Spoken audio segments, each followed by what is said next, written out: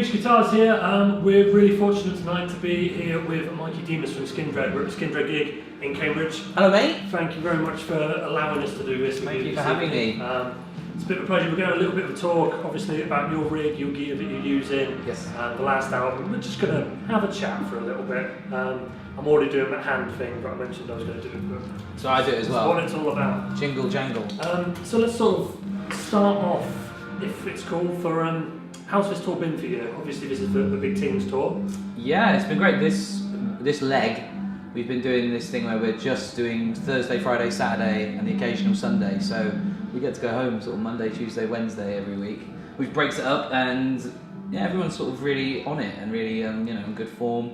There's no weird cabin fever or fights happening, which is good, which sometimes happens when you're stuck in a bus for like 6 weeks together. Yeah, it seems a bit of a unique way of doing it, with that little almost breaking it apart and doing. Yeah, well, we did a bigger tour earlier in April where it was sort of bigger cities, bigger venues, but this is the run where we do slightly smaller rooms, sort of in less populated areas, so that people can't necessarily get on a train and go to London. It's an expensive night out or whatever. They can come see us. It could be a trek for some people. Yeah, because we're in Cambridge tonight at the Junction. That's where we are today, and so we've been doing lots of shows like that across the last couple of weeks. Cool. I mean, I remember a couple of years ago I saw you guys at Esquire's in Bedford. Oh yeah, we did a tiny little thing. Yeah. We did that. Did that on this run again as well. I said I'd never go back there because I hurt myself in the alley. I fell over in the alleyway out the back. On this on this pothole they covered up with a sheet of steel, and I mangled my knee up. I said I'll never go back there, but we did. Yeah. Cool. So let's have a bit of a talk about your gear. Obviously, this is something very much that's sort of new. Yeah. So yeah, obviously known the Manson's guys for a long time. They approached me about playing some of their stuff, which I was really stoked on, and then they offered to make me a signature guitar, which I was very happy about, as you can imagine. And this is the prototype. I mean, I still got the prototype. This isn't the production one. This is the first one, and I haven't given it back yet. Cool. Because it's just, ticks the box. It's got it's got like kind of Les Paul, Tele Deluxe, Tele Custom style sort of switching, the 3-way switch, dual tone, dual volume. It's got Psychopath, British Rail Iced Tea in the bridge, Psychopath Benchmark in the neck. Goto hardware. Oh, it's got Spurzal locking tuners. I mean, it's really I think Manson are quite well known for having a lot of tech in some of their guitars. Crazy stuff For like guys like Matt Bellamy and people like that who use all that stuff. But this is just very, very straightforward. I just really wanted to make a really versatile, usable guitar that didn't scream. You can only do it for that one thing, or it's so niche or anything. It's just wanted to basically do a classic kind of design, but it's a good rocking telly. Yeah, exactly. Yeah, you can play it for all kinds of stuff, but it does what I need it to do, and it's really, you throw it around, it's light, it stays in tune really well. I'm really, really, really happy with it, and I've seen a few of them out in the world, and people use them in different contexts, and it's exciting. Cool. Yeah, that's all I ever wanted, really. Something. You look obviously hugely successful band, but look at guitars like the Jim Root Telly and stuff like that. And it's just bigger than the guy from Slipknot who plays one. You know what I mean? Yeah, people far more outreaching. But yeah, brilliant. That's like what a wicked thing to be able to put out into the world. That's really cool. Yeah. Am I right in thinking as well the difference between the MD1 and the MD2 is just the pickups? Pickups, hardware. Okay. The neck is a flame neck, I believe, on the MD2. You get things like upgrading to locking tuners, things like that. And they're both the MD1 and MD2 come in either black or this atomic tangerine. I suppose it's sort of slightly satin metallic orange. It's kind of like, how cool can you name orange? It's like atomic tangerine. Atomic. Cool. Yeah, and it gets like the upgraded hardware and that kind of thing. But yeah, they're both really, really cool guitars, and even the MD1 that's got the Seymour Duncans. I think it's got a Hot Rails and a Jazz in the neck, and again, it's still a really cool setup, really versatile guitar. It's kind of like that, Telly plus kind of thing. And this one's got like a little phase split on this bridge, which is quite handy. But that's something I had them put in because Just cause you use it. Just cause, yeah. Now I remember watching an interview that you did a while ago on one of your tellies, how it was just a normal telly layout. You were saying they're both wired for volume, Yeah. so neck and bridge volume. Was that something sort of Yeah. when working on this? You were like, I want the independent noise. I do like the less is more thing on a guitar. I find the more knobs something has, the more intimidating, and you know, it's something you pick up less. And I love the design of a regular telly, but I never really find myself having use for a tone knob, but not for what we do. Not what I do with you know Skindred or whatever. I mean, it's fun to be noodling around with a guitar, but for a guitar that you're using every day for one main thing, you don't tend to use the tone. So I get more use out of having an independent neck volume. For things like there's bits in the set where you sort of flick to you know a slightly less aggro sound, and you've already got it there in the neck. You know? And it comes from when having a when I was coming up, I had an amp that did one thing. And it's like, right, how can I do something with the amp without having to go over and play with the amplifier? So just sort of learnt to make a bit of a quieter... Basically makes a 1-channel amp, a 2-channel amp. Yeah, kind of. So you've got like, you know, that's a bit more held back, and then that's a bit more full on kind of thing. And I'd still do that now really. And that's why I get on well with the 2-volume thing, because the way I have it is, generally speaking, this neck's rolled all the way off. So you can do things like pull a big harmonic and be like the sort of Morello. Yeah, and then you know you dial the neck in a bit, and you can have it in the middle, and it's a bit different, or you can go all the way onto the neck and it'd be much smaller. Yeah, that's cool.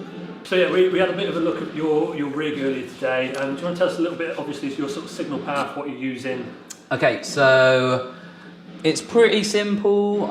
Earlier on, I discovered that carrying loads and loads and loads of effects pedals on the road was a bit of a license for things to go wrong. So kind of wanted to get into doing like the one box does all your effects thing. So I was using Axe-Fx for a minute. I've got rid of that, and it was after we did the last record actually. I discovered a couple of bits of gear in the studio that I was trying to replicate live, and I've actually brought on a Kemper to do that for this tour, where because you know you can profile certain random sounds. So you profile the signal path that you've used in the studio. And yeah, like there's a sound we're doing on I'm doing on a song called Big Tings, and a few others on the record as well, where it's a guitar into electro harmonics microsynth into a theharmonic culture vulture, which is just outboard studio gear, this sort of stereo valve distortion thing. It's really fuzzy, gnarly, very direct sounding, and that just went straight into the desk. There was not actually any amp involved or cab involved. So to replicate that, I've got the Kemper to do that, and yeah, doing a load of other effects with that as well.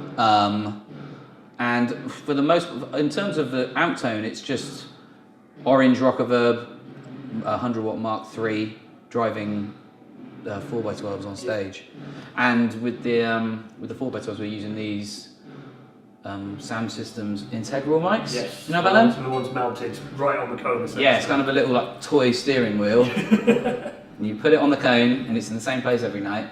And so the guy at front of house, the guy mixing the show, gets the same thing every night. You can't see it as well from the front, so it keeps the stage lovely and clean. Yeah, exactly. Like you said as well, you don't trip up on a microphone. Don't trip up on a microphone. I do that. Sound great. I do that. I do that quite a lot. So the orange thing as well, that's kind of been a big part of your tone for quite a while now as well, hasn't it? Yeah. How did that sort of come about? It was interesting actually, because I've always used Marshall for a long time, just by proxy really. It was sort of the first amp I ever owned was a Marshall. I had a couple of them in my life, and just from trying out amps and getting to know about high gain amps and that kind of thing, or trying to do the distorted thing, you'd have a bit of a lottery with plugging into things and being able to do the breakup, you know. Yeah. So it wasn't until we were doing Sonisphere in 2009. Okay. 2009, 2010. Anyway, yeah, we were flanked by a load of sort of Marshall-y bands, and I thought, well, I want to stand out a bit. How can we do something else? So I approached Orange about working together, and I said, I've got this idea. I want to put like 28 4x12s on stage, and they were like, no. This bright orange wall. Well, this is the thing. That year it was 2010, because we played the year before, 2009, and we were coming back the next year, and we hadn't done a new record. We hadn't done it. We were like, well, we're playing the same show essentially. How can we make it a bit different? Just to make so it's not like we're just doing the same thing over and over again. We're still on cycle. And so we decided, right, what we'll do is we're all going to dress up in silver from head to foot. Everyone, you know, how can we like do a bit different, but be really cheap? So we sounds like a Spinal Tap moment all of a sudden. Totally. So we went out. I bought like a silver jacket and some silver trainers and all this bollocks. I had a silver guitar. That's when I made my silver telly actually, for that. And I approached Orange about, let's get a load of Orange cabs on stage, really stand out, but can we make them silver fronted? And they were like, no way. And then I was like, okay, bummer, never mind, all right. And then a couple of weeks later, they were like, actually, that's a really good idea. Sent out all these cabs. They were black ones that had been silver fronted. And we had about 24 of them, I think. And then a load of bass cabs as well. So we had all these cabs on stage. And yeah, they sent me out a couple of Rockaburbs as well, just to try out. Yeah. Because I wasn't really even in the market for it.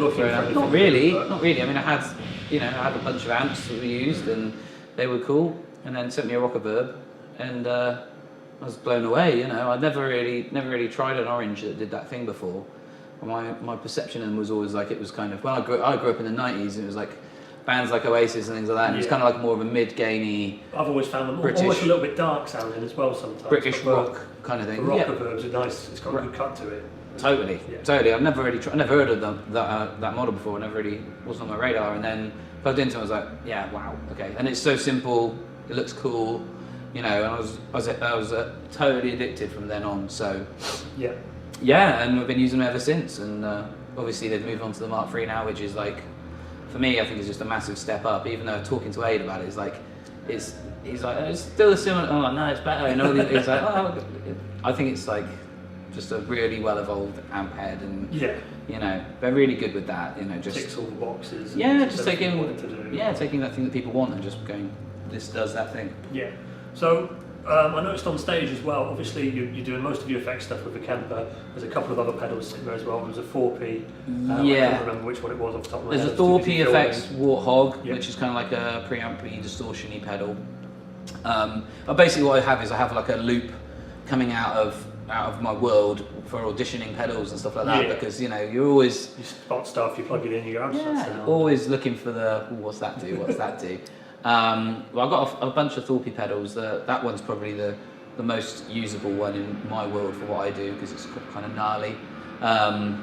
Also got a Veteran of his as well, which is really cool. That's like a Range Master and a fuzz in one box, like a boost, treble boost and a fuzz. The other thing we use quite often, the thing I use in the studio for the last record is Tate Effects, BMB Overdrive, which is Brexit means Brexit Overdrive, which is really cool. That's like a kind of them cropping up in places. Rad. It's kind of like a modded Rat kind of vibe. They're really cool. Really dig that. And he makes a lot of cool stuff as well. But yeah, there's a Thorpe Effects one that we're playing with at the moment. And there's another little thing in the chain which is like a prototype of something I'm working on, which is just says prototype. That's like. Ignore that's fair. You did not see that. That's top secret. I can't tell you what that is, or I'll have to kill you. Okay, we'll leave that one for now. So that's sort of your electric tone, pretty much nailed with that, isn't it? So let's quickly move on to the acoustic side, just because I know you use Faith Acoustics. Obviously, they're sort of company. Designed by Patrick Eggle in the UK, great guitars. I love them as acoustics. So cool. And again, but with the lefty thing, obviously I'm very lucky with Manson. Is that they're all. I don't want anything so out of the ordinary, but that you get things made for you. It's kind of brilliant. What you want, but with when you're finding production left-handed guitars out there in the world, it's always a bit of a lottery. So when you pick up something you're like. I feel like a lefty is more blown away when they pick up something great. And when it's something nice, especially. Yeah. And everyone I've played that Faith to, like guys, our front house engineer, you plug it in. It's a very unassuming little guitar to look at it. You think it's going to be like a travel guitar kind of thing, but you plug it in, it is such projection. They're gorgeous, aren't they? Especially because the Eclipse Rosebud back and sides, isn't it? Yep. It's a tiny little thing. I love it, and I love being able to get my arm over acoustic because I learned on an acoustic guitar, and I always remember just having this big dreadnought in your arm. Super jumbos. Yeah, just can't get around it. So I like leaning towards like parlour size acoustics and like little ones because they're just you can get into them a bit more. But I always find that sometimes they suffer for just how loud they are or what they're about. Yeah, but it's a Mercury, isn't it? Mercury Scoop, I think it is. Yeah. Mercury Eclipse because it's black. Yeah, with the scoop. Yeah, Mercury Eclipse Scoop. stereo. We've got, mate. Yeah, it's stereo as well. I've got a little hex pickup in. Yeah. With a little adjustable trim pods. Yeah, I don't think we use it like that. I think we just use it mono because we try. Yeah, I think you need a TRS cable to do it or something. Or a wide cable split. Or... Yeah, which we just like that. It sounds. When you plugged it in for the first time, it sounds great. So very, very cool little guitar, beautifully intonated and stays in tune all up the neck. And we're only doing, at the moment, like 1 or 2 acoustic songs. We do things like we'd go and do clinics in the day and stuff like that, or we might do, meet and greets or radio stuff. And it's always good just to be able to have a guitar along. Take with you. It doesn't need to be plugged in. Yeah, whatever environment we put it in, it's like people always go, "It's a nice little guitar."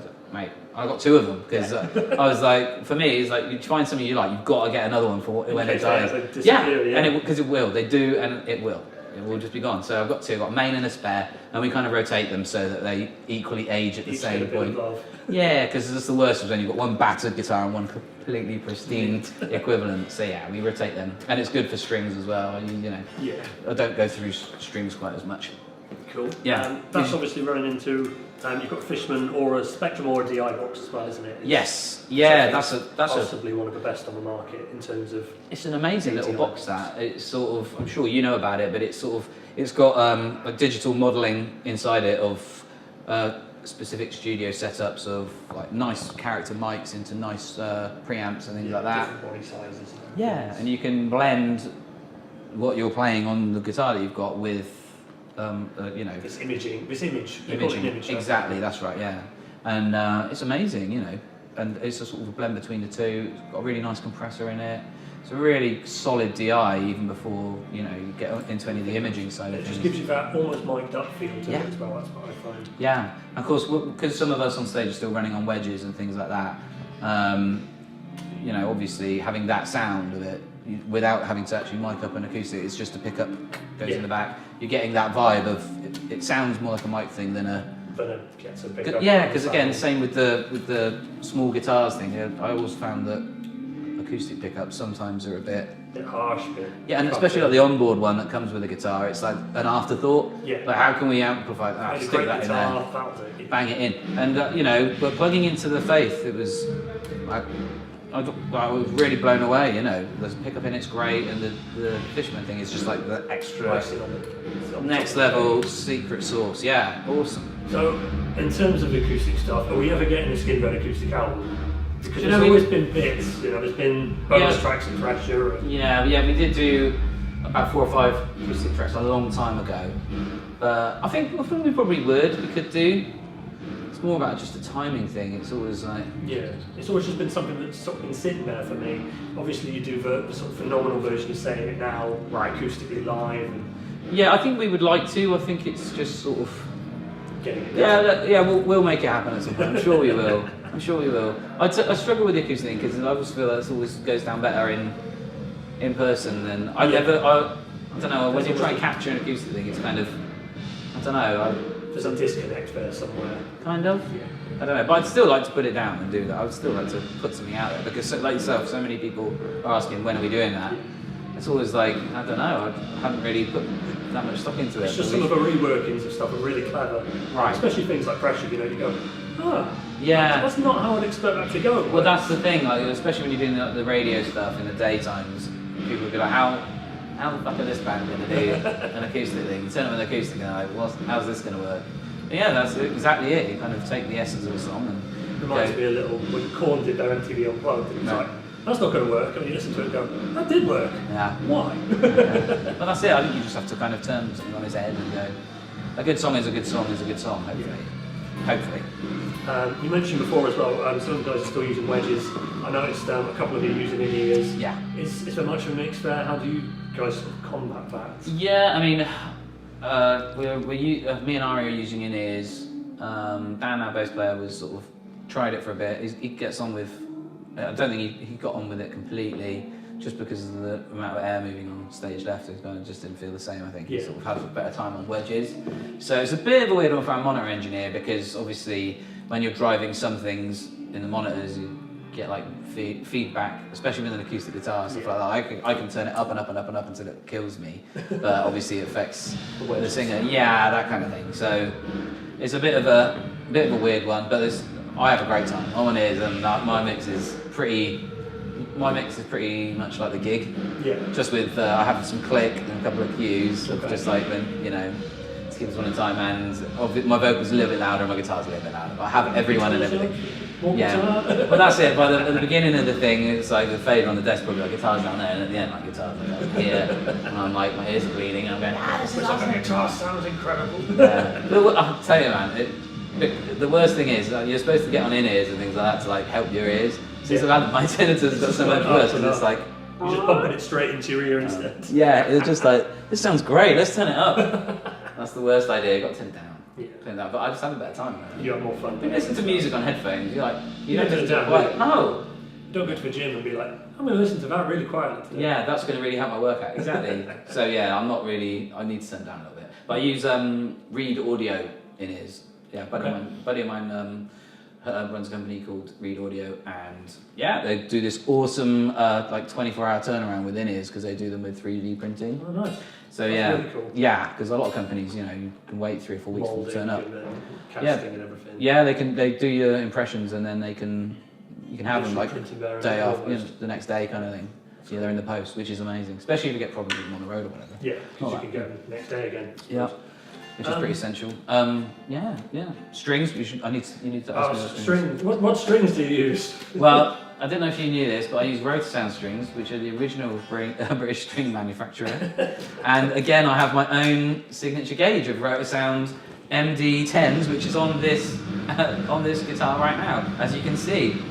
I've got a guess here. If I remember right, 1154. It was. Oh, is it not anymore? I changed the gauge. I brought it down. My arthritic old hands were like, no more. But now 10s. Yeah, it's 10 to 54 now. Okay. Yeah. So still got the chunky bottom end on them. Yes. Yeah, it's kind of like a little, slightly fatter bottom end, but I just wanted to make the higher strings. Yeah, I was out and just felt like the main thing it was on my last gauge was that the G string was a 22 playing. Yeah. And that's a lot of work, man. That's like. You talk to the wrong person. I'm a heavy string person. Oh well, yeah. 13s on a Strat. I'm like, that 24 is great. Good for you. Good for you. Because the older I get, I'm just like, nah. Stick 8s on it. That's it. Why am I doing all the work? So yeah, it's like 17 on it now, I think, which is much more pleasing to the fingers.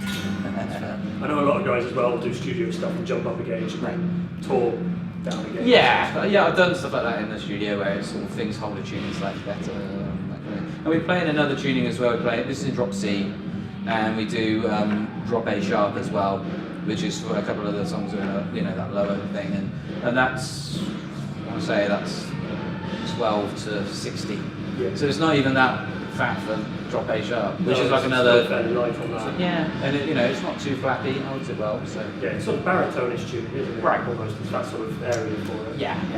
But speaking of studio stuff, obviously the last album, Big Things, it feels a little bit different to me to what's come before. Every album feels like it's had a progression in the movement in places. Its own identity. Yeah. How do you guys sort of approach each new album?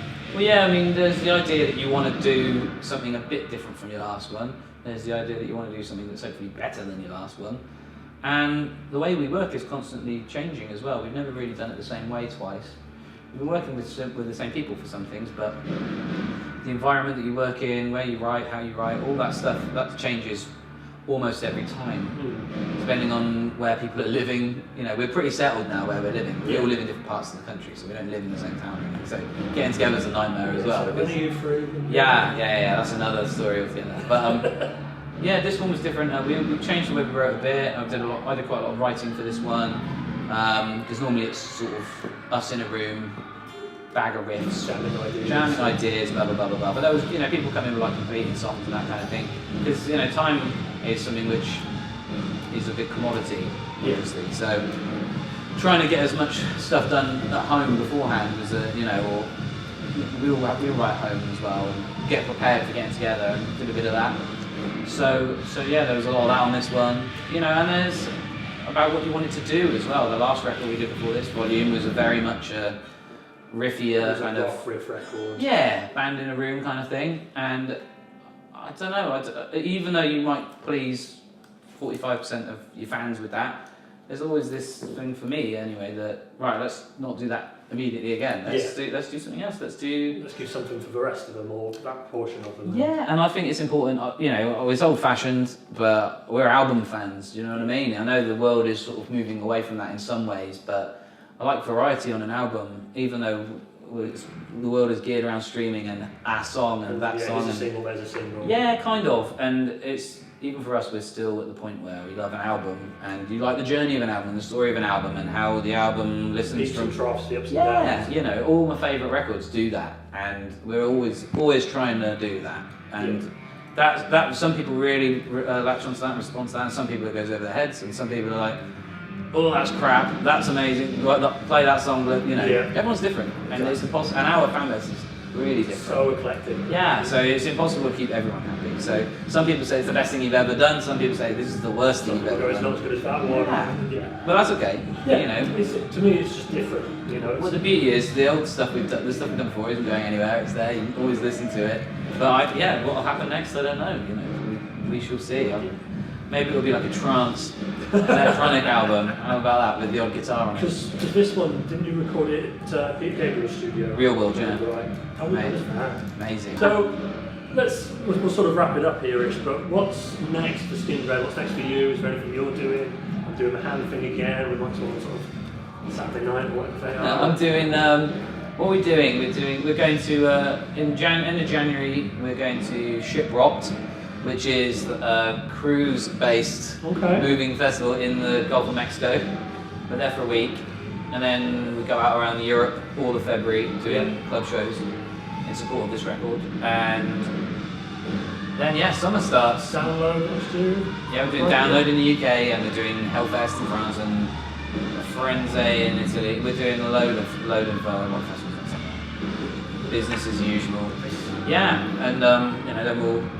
In September, we'll probably have to think about writing again at some point. Okay, that's what I was about to say. Is there plans for another album? Or I would think so. On the horizon, slowly sneaking up on you. Yeah, it does do that. You know, it feels like you literally just did it, but you do. It's just you've got to get ahead of the game, because otherwise it'll be this time next year if we know it, and it'll be like, what have you guys done recently? It'll be like, just did all these shows. Yeah, well, we have to keep busy. Well, January, we've got most of January off, but it will be the time when I start to think about writing and stuff.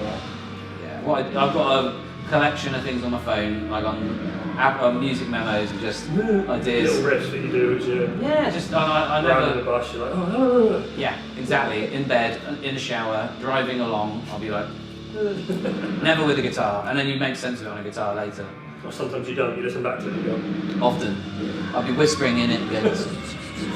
I'll be in bed with my missus trying to go, I've got an idea, and just go, she'll be asleep, and I'll be like whispering this idea, and I'll listen to it the next day and I won't be able to make head or tail of it. But so much of that stuff is just, it will come from a drum beat or something like that as well. Very rarely is it just guitar driven writing. I think when I'm writing tunes, I'm sort of trying to write the whole song rather than just my bit. Hearing everything in your head. Yeah, I've always said it like that. So I'm going to go one last question. What one riff never gets old for you? Of ours? Yeah. Or of anyone's? Of yours. Or both. Let's go both. I really like playing. Really like the riff and pressure, like the whammy riff and pressure. Yeah. That's always fun because it sounds more complicated than it is, and I know there's a bit of like mystique with it. Like, how do you do it? It's so easy. Yeah. But, that's always fun. That's a crowd pleaser. It's one of those ones that you play and people go, "Hey, it's old school, yes!" It's like a guitar intro to a song, you know. That's always fun. And someone else's. That's a tricky one. Oh, anything by AC/DC. Okay. Back in Black, Highway Hell, anything where it's like, just big chords and. It's so satisfying to play. That's the thing. You plug in a guitar into an amp. I think the first thing I always do is I always hit an A, and I just. It's the classic rock chord, isn't it? Every time. That's like and they've built a career out of that. Good on them. Still going. Yeah, man, what a career. They're like an economy. Good on them. Woo. Cool. Well, thank you ever so much for spending some time with us and letting us come do this. It's been an absolute pleasure for us. It's been a really great day. We've really enjoyed it. Nice one, man. And we're obviously going to watch the show later. We're going to enjoy the hell out of that. Then we're going to go streaking through the quad. Yes! No. Maybe. Cool. Thank you very much, everybody, for watching, and we'll see you soon.